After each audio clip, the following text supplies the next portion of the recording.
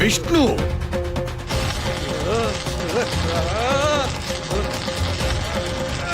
ಆ ವಿಷ್ಣು ನಮ್ಮ ಆಶ್ರಮವನ್ನು ಅಕ್ರಮವಾಗಿ ಪ್ರವೇಶಿಸಲು ಯತ್ನಿಸುತ್ತಿದ್ದಾನೆ.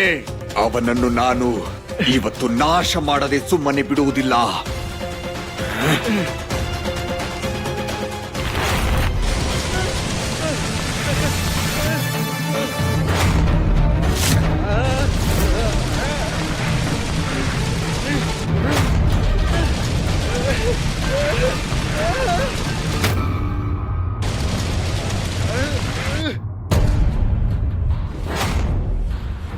ಎಲೆಯೆಲವೋ ಮಾಯಾವಿ ವಿಷ್ಣು, ಈಗ ನೋಡು, ಈ ಸೃಷ್ಟಿಯಿಂದಲೇ ನಿನ್ನನ್ನು ಮುಕ್ತಿಗೊಳಿಸುತ್ತೇನೆ.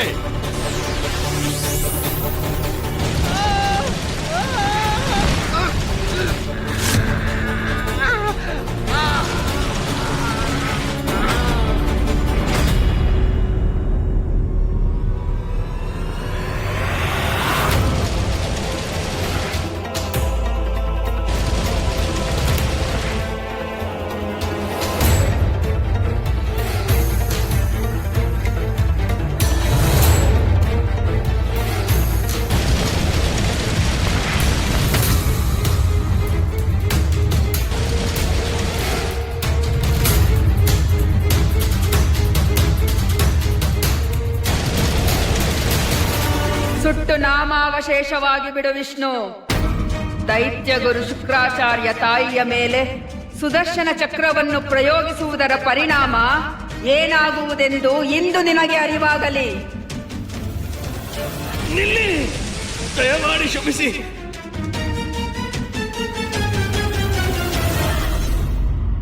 ಅಪ್ಪಾಜಿ, ನಾನು ನಿಮಗೆ ಕೈ ಮುಗಿದು ಕೇಳಿಕೊಳ್ಳುತ್ತಿದ್ದೇನೆ.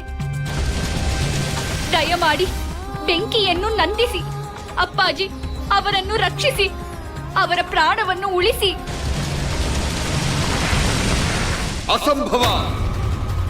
ಕೈಗೆ ಸಿಕ್ಕಿರುವ ಶತ್ರುವಿಗೆ ಜೀವದಾನ ಮಾಡುವುದೆಂದರೆ ನಮ್ಮ ಜೀವವನ್ನು ಅವನ ಕೈಗೆ ಕೊಟ್ಟಂತೆ. ಇವನನ್ನು ಉಳಿಸುವ ಪ್ರಶ್ನೆಯೇ ಇಲ್ಲ. ಇಲ್ಲ, ನಾನು ಇವರನ್ನು ಸಾಯಲು ಬಿಡುವುದಿಲ್ಲ. ನಿಲ್ಲಿ, ದಯಮಾಡಿ ಕ್ಷಮಿಸಿ. ನಾನು ವಿಷ್ಣು ಅಲ್ಲ.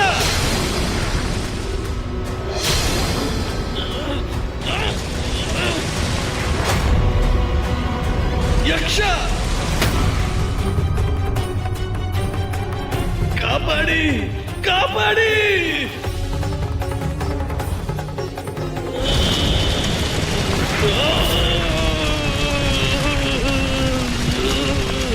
ನಾನು ವಿಷ್ಣು ಅಲ್ಲ, ಅಲ್ಲ, ಯಕ್ಷ.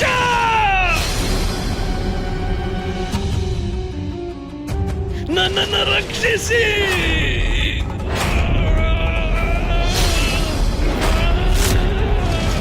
ಕಾಪಾಡಿ.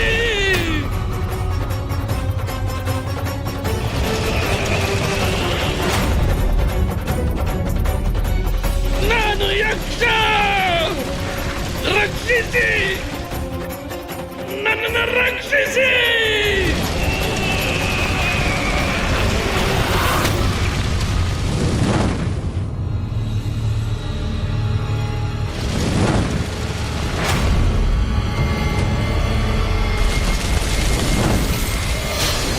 ಇವನು ವಿಷ್ಣು ಅಲ್ಲ, ಯಕ್ಷ. ವಿಷ್ಣು ಅಲ್ಲ. ಹಾಗಾದರೆ ನಮ್ಮ ಮಗಳನ್ನು ಭೇಟಿಯಾಗಲು ಬಂದವನು ವಿಷ್ಣು ರೂಪದ ಯಕ್ಷನೇ. ಛೇ!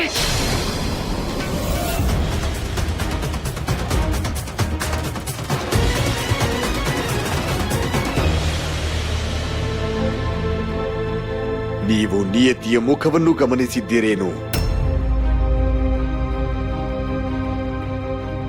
ಅವಳ ಮುಖದ ಲಕ್ಷಣ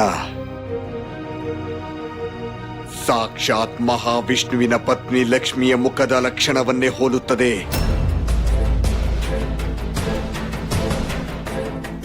ಅದು ನನ್ನ ಆತಂಕಕ್ಕೆ ಕಾರಣ. ಎಲ್ಲಿ ಆ ವಿಷ್ಣುವಿನ ಚುಂಬಕ ದೃಷ್ಟಿ ನನ್ನ ಮಗಳ ಮೇಲೆ ಬೀಳುತ್ತದೋ ಎಂದು ನನ್ನ ಆತಂಕ ನನ್ನನ್ನು ಕಾಡುತ್ತದೆ. ಯಾವಾಗ ನಿಯತಿ ವಿಷ್ಣು ನನ್ನನ್ನು ಭೇಟಿಯಾಗಿದ್ದ ಎಂದು ಹೇಳಿದಳೋ ಆಗ ನನ್ನ ಆತಂಕ ಮತ್ತಷ್ಟು ಹೆಚ್ಚಾಯಿತು. ಆದರೆ ನನ್ನ ಮಗಳನ್ನು ಭೇಟಿಯಾಗಿದ್ದು ವಿಷ್ಣುವಲ್ಲ, ವಿಷ್ಣು ರೂಪದಲ್ಲಿ ಬಂದಿದ್ದು ಯಕ್ಷ ಎಂದು ತಿಳಿದಾಗ ನನ್ನ ಆತಂಕ ನಿರಾಳವಾಯಿತು. ಇಲ್ಲ ಸ್ವಾಮಿ, ನನ್ನ ಮನಸ್ಸು ನಿರಾಳವಾಗಿಲ್ಲ. ಆ ಯಕ್ಷನೇನೋ ಸುಟ್ಟು ಬೂದಿಯಾದದ್ದು ನಿಜ.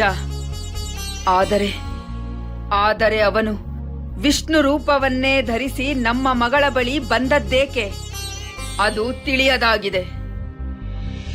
ಯಕ್ಷನು ರಕ್ತಪಾನ ಮಾಡುವುದು ಸಹಜ ಕ್ರಿಯೆಯಲ್ಲವೇ ಮಾತೆ? ಅದೇ ಉದ್ದೇಶದಿಂದಾಗಿ ಅವನು ನಮ್ಮ ಸಹೋದರಿಯ ಬಳಿ ಬಂದಿರಬೇಕು. ಬಹುಶಃ ಒಮ್ಮೆ ಪ್ರಯತ್ನಿಸಿ ವಿಫಲವಾದ ಕಾರಣ ಮತ್ತೊಮ್ಮೆ ವಿಷ್ಣುವಿನ ರೂಪದಲ್ಲಿ ಬಂದು ಸುಟ್ಟು ಭಸ್ಮವಾಗಿದ್ದಾನೆ.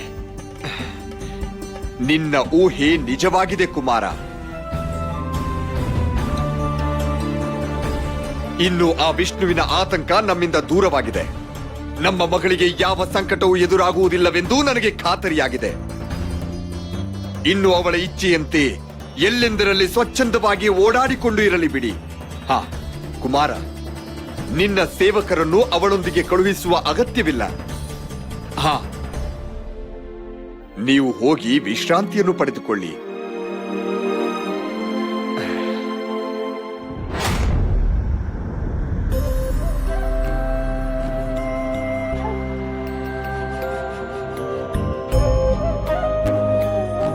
ಇದರಲ್ಲಿ ಆಘಾತವೆನಿಸುವಂತದ್ದು ಏನಿದೆ ನಿಯತಿ? ಯಕ್ಷ ವಿಷ್ಣುವಿನ ರೂಪದಲ್ಲಿ ಬಂದು ನಿನ್ನನ್ನು ಮೋಸ ಮಾಡುತ್ತಿದ್ದ. ಅವನನ್ನು ನಾಶಪಡಿಸಿದ್ದು ಒಳ್ಳೆಯದೇ ಆಯ್ತಲ್ಲವೇ? ಅವನು ನನ್ನೊಡನೆ ಇರುವಷ್ಟು ಕಾಲವೂ ನಾನು ಪ್ರಸನ್ನಳಾಗಿರುವಂತೆ ನಿರಂತರವಾಗಿ ಪ್ರಯತ್ನ ಮಾಡುತ್ತಿದ್ದ. ಅವನ ಮಂದಹಾಸ ತುಂಬಿದ ಮುಖಾರವಿಂದ ನನಗೀಗಲೂ ಮರೆಯಲಾಗುತ್ತಿಲ್ಲ. ಕಣ್ಣು ಮುಚ್ಚಿದರೆ ಆತನೇ ಎದುರಿಗೆ ಬರುತ್ತಿರುವನೇನೋ ಎನಿಸುತ್ತಿದೆ.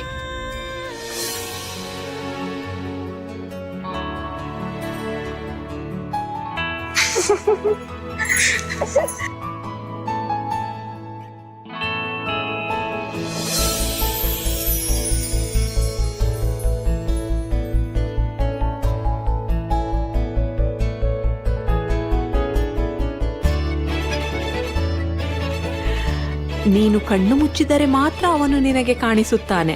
ಆದರೆ ನಮ್ಮ ಕಣ್ಣ ಮುಂದೆ ಯಾರೋ ಬರುತ್ತಿದ್ದಾರೆ.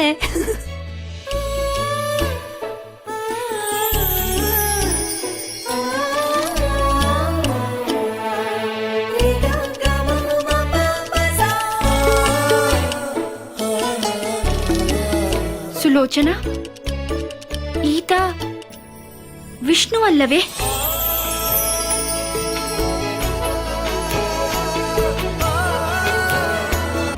ವಿಷ್ಣು ಅಂದರೆ ರಾತ್ರಿ ಸುಟ್ಟು ಭಸ್ಮವಾದವನು.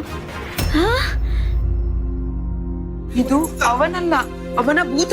ಓಡಿ ಓಡಿ.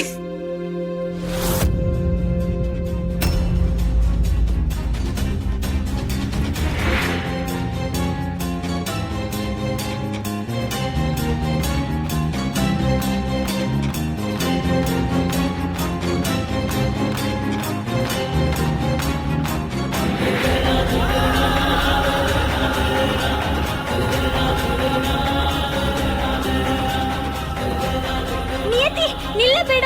ಓಡಿ ಬಾ, ಓಡಿ ಬಾ, ಬೇಗ ಬಾ.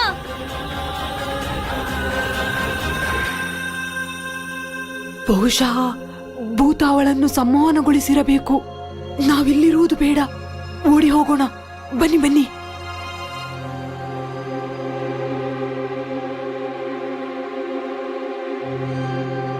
ನೀವು ವಿಷ್ಣು ಅಲ್ಲವೇ?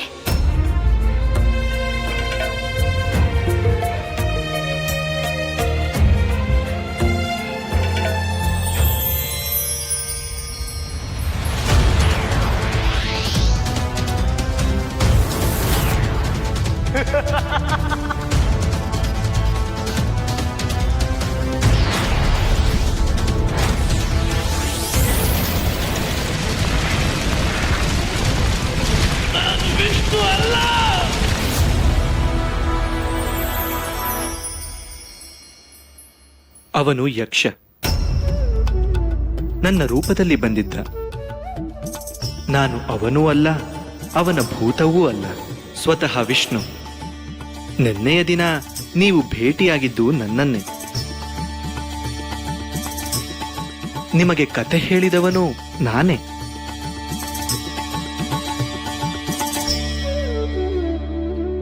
ಆದರೂ ಒಮ್ಮೆ ನಾನು ನಿಮ್ಮನ್ನು ಮುಟ್ಟಿ ನೋಡಲೆ?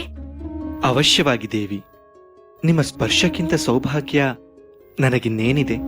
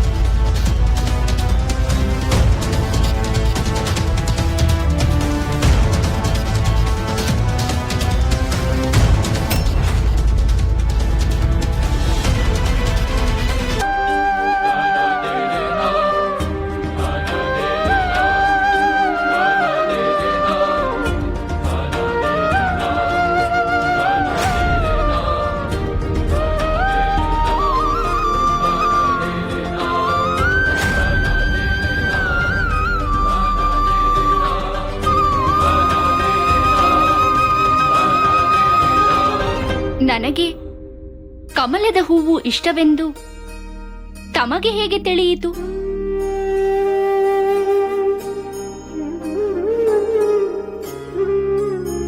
ಲಕ್ಷ್ಮೀದೇವಿಗೆ ಕಮಲ ಪುಷ್ಪವು ಅತ್ಯಂತ ಪ್ರಿಯವಾದದ್ದು.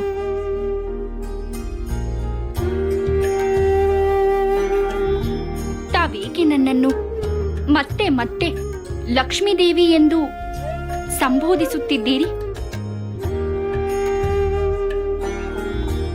ನನ್ನನ್ನು ಲಕ್ಷ್ಮಿ ಎಂದು ಸಂಬೋಧಿಸುವುದು ತಮಗೆ ಅಷ್ಟೊಂದು ಪ್ರಿಯವೇ? ತಮಗೆ ಅಸಮಾಧಾನ, ಅಭ್ಯಂತರವೇನೂ ಇಲ್ಲವೆಂದರೆ ನಾನು ನಿಮ್ಮನ್ನು ಲಕ್ಷ್ಮೀದೇವಿ ಎಂದು ಸಂಬೋಧಿಸಲು ಇಚ್ಛಿಸುತ್ತೇನೆ. ನನ್ನನ್ನು ಲಕ್ಷ್ಮಿ ಎಂದು ಸಂಬೋಧಿಸುವುದರಿಂದ ತಮಗೆ ಸಂತೋಷವಾಗುವುದೇ ಆದರೆ ಹಾಗೆ ಕರೆಯಿರಿ. ನನಗೇನು ಅಭ್ಯಂತರವಿಲ್ಲ. ನನಗೂ ಸಂತೋಷವೇ.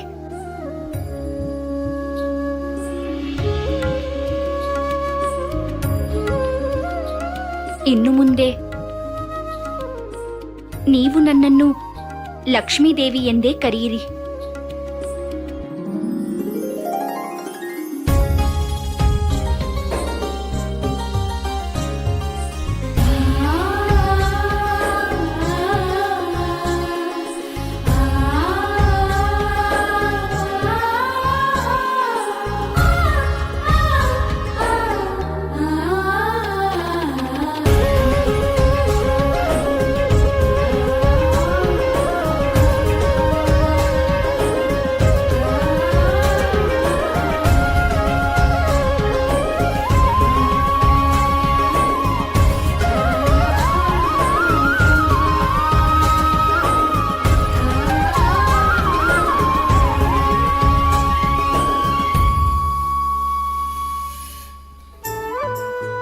ಪ್ರಭುವಿಗೆ ಪ್ರಣಾಮಗಳು. ವೈಕುಂಠವನ್ನು ಸುಂದರವಾಗಿ ಅಲಂಕರಿಸಲು ಪ್ರಾರಂಭಿಸಿ.